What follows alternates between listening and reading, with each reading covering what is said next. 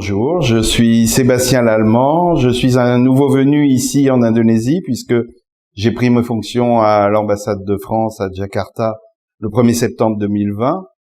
Je suis ici pour m'occuper de la section consulaire que je dirige. Alors, qu'est-ce que c'est la section consulaire d'une ambassade? Eh bien, c'est à la fois deux choses. D'une part, la gestion des visas, puisque nos amis indonésiens, quand ils se rendent en France, comme vous le savez, ont besoin d'un visa. Et donc, c'est la section consulaire de cette ambassade qui s'occupe de leur délivrer les visas pour qu'ils puissent se rendre dans l'espace Schengen et en France en particulier.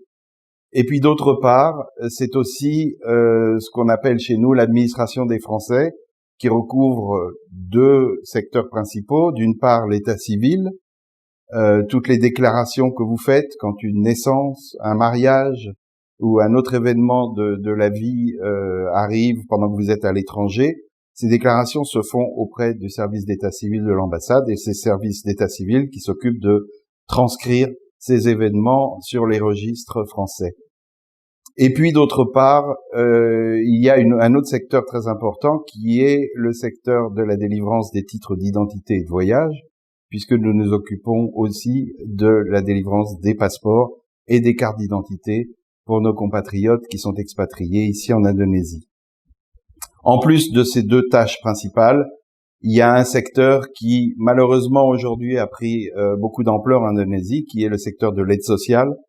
Vous n'ignorez pas que beaucoup de nos compatriotes sont actuellement frappés par les conséquences de la crise sanitaire mondiale liée au virus Covid-19. Et donc, pour faire face aux conséquences de cette crise, nous distribuons des secours occasionnels qui sont une petite aide d'un montant hélas modeste, mais qui permet aux plus démunis d'entre nous, ceux qui sont le plus durement frappés, de faire face à quelques nécessités pressantes. Il y a aussi, bien sûr, dans ce secteur de l'aide sociale, les bourses scolaires qui sont destinées à aider nos compatriotes à scolariser leurs enfants pendant qu'ils sont à l'étranger.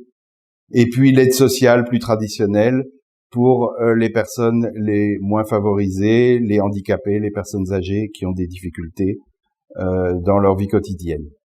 Voilà, je sais donc que cette crise aujourd'hui affecte beaucoup d'entre vous. Elle nous affecte aussi dans notre travail ici à l'ambassade, puisque elle restreint nos déplacements et ça me contrarie puisque je ne peux pas faire les déplacements qui étaient prévus et venir à votre rencontre. Mais sachez que dès que la situation le permettra, je me déplacerai, je viendrai vous voir dans toutes les régions ici en Indonésie et je serai ravi de vous rencontrer à cette occasion. Je vous dis donc à très bientôt.